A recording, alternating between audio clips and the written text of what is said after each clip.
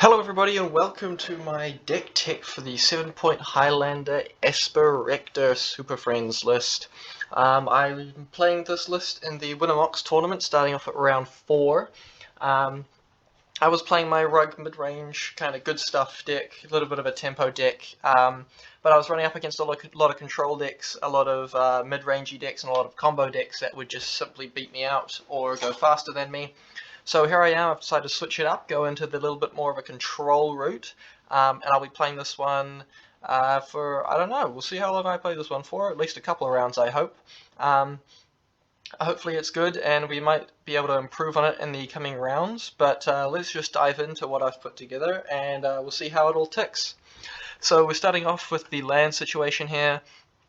It's your pretty bulk standard Esper lands, islands, 2 islands, 1 swamp, 1 plains, and the 3 of the shocks, OG duels, and fetches. And that brings our main mana base up in almost every way that an Esper deck would. So that's largely uninteresting, but onto the more interesting lands. We're running 5 additional fetches, Bloodstained Mire, Misty, Heath, Verdant, and Scalding Tarn, because we manipulate the top of our deck quite a lot, and these fetches are useful to have in also just land filtering, and we have a lot of brainstorm effects and a lot of effects like that, so being able to fetch is a useful part of this deck. We don't have the Vista, we're not running enough basics for it, and we're not going the snow-covered route with the Astrolabe. So we just throw in some random fetches. Of course, you could put in any any amount and variety of single Esper coloured fetches you like. I've gone for these ones, choosing to omit the Arid Mesa and the what's it called? The wooded foothills. Sorry. So, on to the next pit of our lands, which are the man lands. We have Celestial Colonnade and we have Creeping Tar Pit. These are the 2 evasive Esper-coloured lands, Esper-coloured man lands, I should say. The Orzhov one is just lifelink, which is not really as important as the evasiveness that these creature lands provide, as we're trying to use them to finish out the game late in the game. We're not needing to gain 2 life or whatever it is. So that's why we've gone for these two man lands instead. And then our utility lands in Mystic Sanctuary, Caracas, and Library of Alexandria. Notably, these are our first 3 points for the deck as well. Mystic Sanctuary being able to fetch off a blue fetch land, come in and grab you any spell you want from your graveyard is huge, especially with the amount of instant speedways we have to draw cards. Caracas just hoses the graveyard decks. Any decks relying on legendary creatures, anything like that, super strong card. But the strongest of all 3 of them, Library of Alexandria, just wins you the game if you have it in your opening hand. And honestly, I don't know why more people aren't playing the Library. If you look at the pointed lists in the 7-point Highlander tournament, there's only a couple of lists running Library, which is surprising to me because in these heavy control decks, it's incredibly strong. It does just win you the game if you draw it.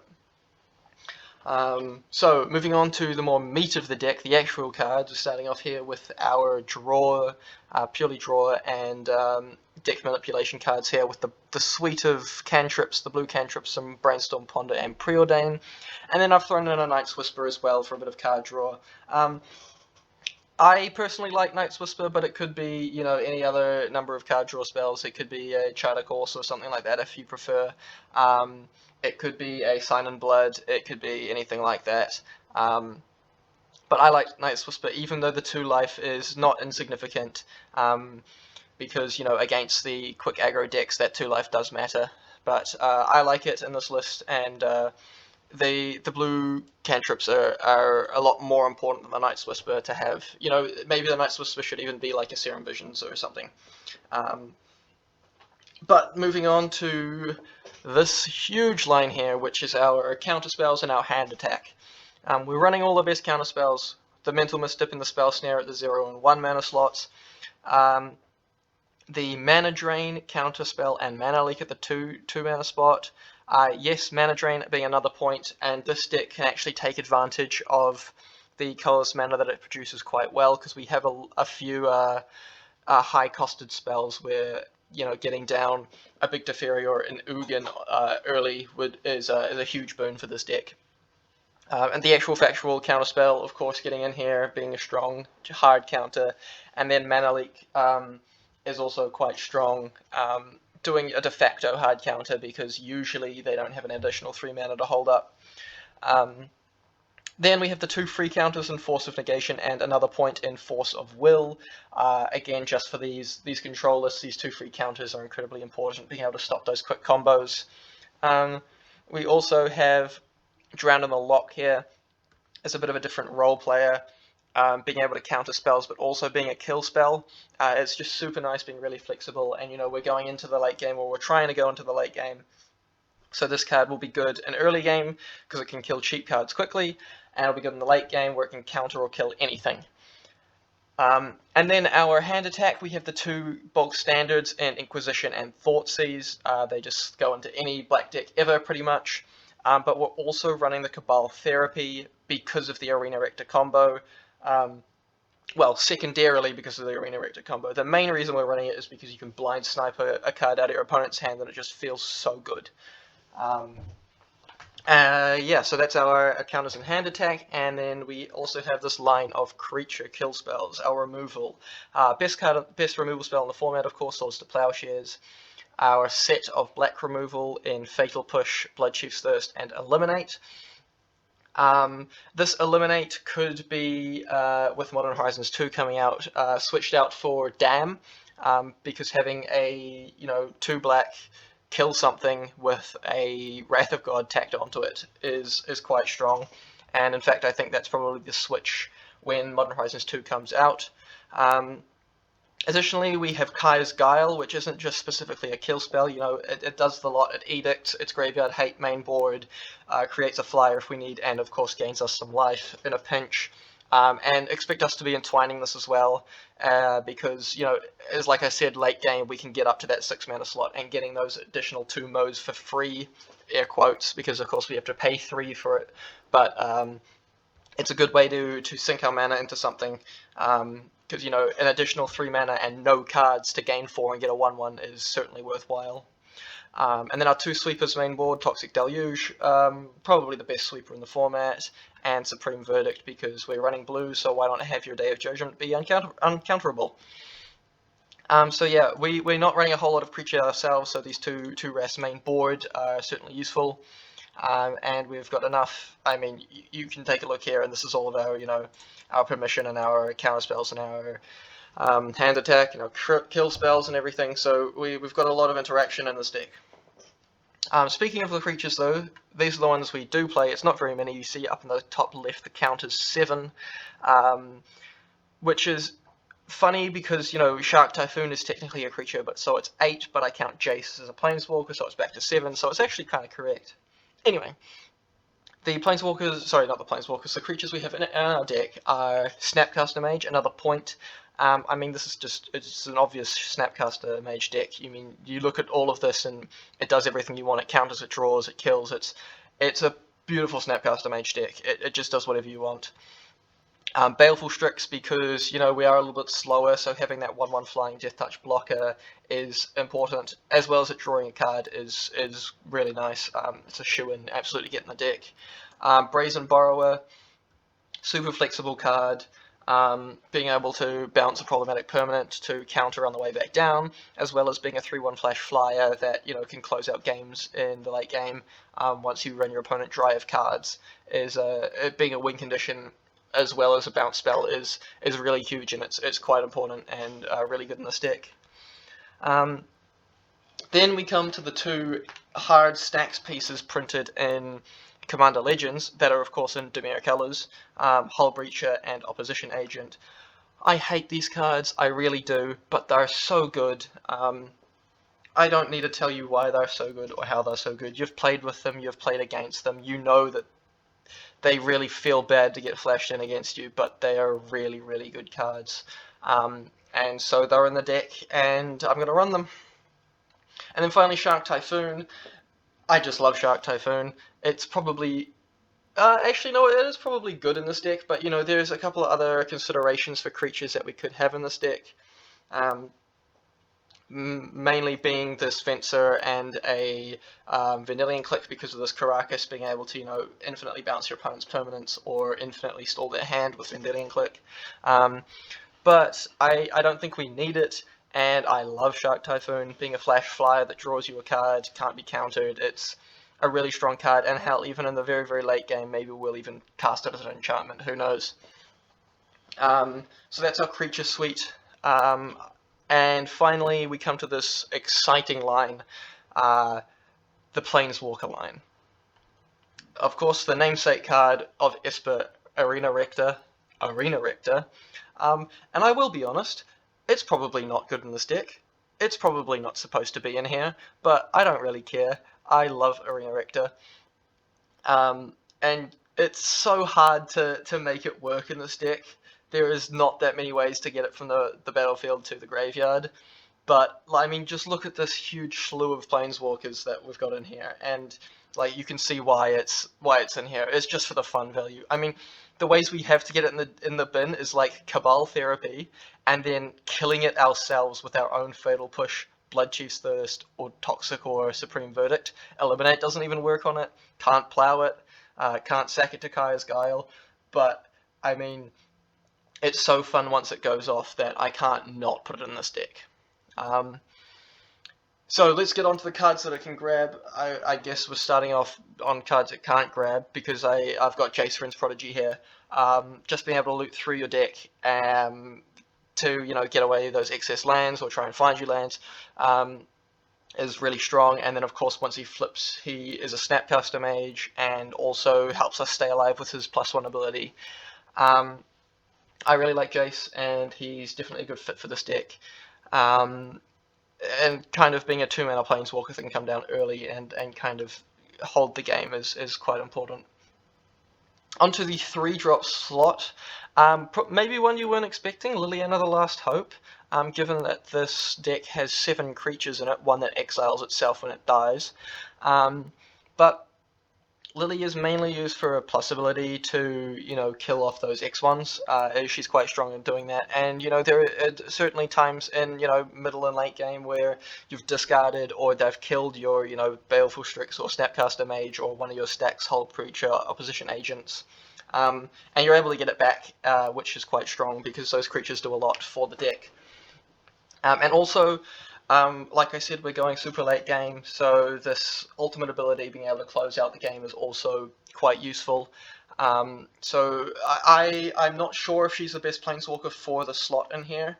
There are a couple other Planeswalkers I've been considering, but I'll get to those after I finish off this line. So next in the line is the 2 boogeymen of the 3-drop Planeswalkers in Narset, Part of Veils, and Teferi Time Raveler. I shouldn't have to tell you why that these cards are insane, and let me just say, like the Hull Breacher and Opposition Agent, I hate both of these cards. Stopping your opponent from drawing cards and stopping your opponent from playing instants just holds this dark cloud over the game and clamps down on the opponent being able to play Magic, which is really not fun, but they're incredibly strong cards. And I'm going to put them in the deck because they really are the best Planeswalkers that we play, probably. Up to the 4-drop slot, we have Medium Teferi, Master of Time, the new one from M21. I really like this Teferi. I've been impressed by this Teferi. Being able to activate it at every single turn to loot every turn is just so strong. You dig through your deck so quickly, you find the cards you're looking for so fast, and he comes with his own protection with his -3 ability.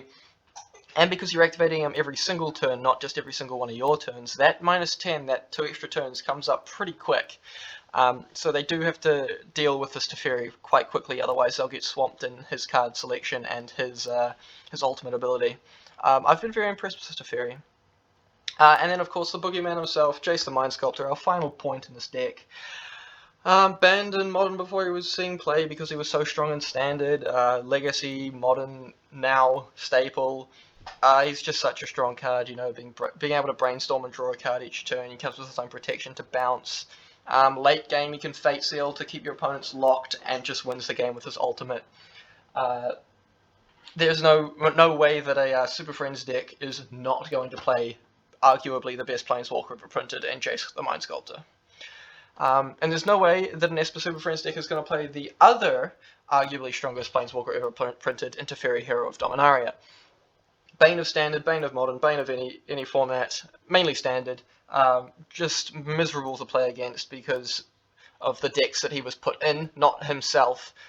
Himself being an incredibly strong card drawer and controlled card, being able to, you know, +1, draw a card, untap your counterspell lands. And again, he comes with his own protection, being able to tuck non-land permanents, not just creatures, and then a ultimate, which means that you don't mill out, which is definitely a problem that this deck could run into. You know, you've seen how many cards we can draw, how many cards we can loot through. Milling out is definitely a possibility, so that's something to keep an eye on. And, you know, Teferi being an incredibly strong Planeswalker, arguably as strong or stronger than Jace. And then finally, the big boy himself. You're playing an Arena Rector. What Planeswalker are you going to get with it? That's right, Nicol Bolas. But we're not running red, so we play Ugin. You know Ugin from Tron in Modern. You know him from Cloudpost and Legacy. And even Standard, I guess he's in Standard now. God. He's just brutal. He wins games. Getting him off this Arena Rector early will just lock a game so hard. And even like hard casting him on turn 10 or whatever will win a game. He's probably good enough for this deck even if we didn't play the Rector. I probably wouldn't put him in if I didn't play the Rector, but he's such a fun card. Especially, you know, getting him down early is such a good time. Yeah, I mean, I'm not going to not play an Ugin in the Arena Rector deck, really. Yeah, so again, there are a couple of Planeswalkers that I could have played that I'm not playing, that I kind of want to play. The two main ones are Kaya, Orzhov, Usurper in the 3-drop slot. Being able to gain life and, of course, exile those 0 and 1 drops means that it's probably better suited for the sideboard. But I do like her, and she might actually be better than this Liliana in some cases. But I decided to go with Liliana over her specifically, just because of Liliana's initial minus ability in getting creatures back and having that late game emblem that will just win the game. The second one was Tevish Sat, Doom of Fools, to again have some more card draw and also as a sack outlet for this Arena Rector. Because, you know, we don't have that many ways to get rid of the Arena Rector. But I figured, you know, once we're at that 5 mana to drop a Planeswalker, we're not going to really need the Arena Rector sack anymore. And it's kind of better suited having our cards diversified a little bit more. Like, I don't know what I would take out for him. I don't really want to go too much bigger with the Planeswalkers. I don't really want to get rid of all of my any of my interaction or creatures or card selection. So he kind of just didn't quite make the cut.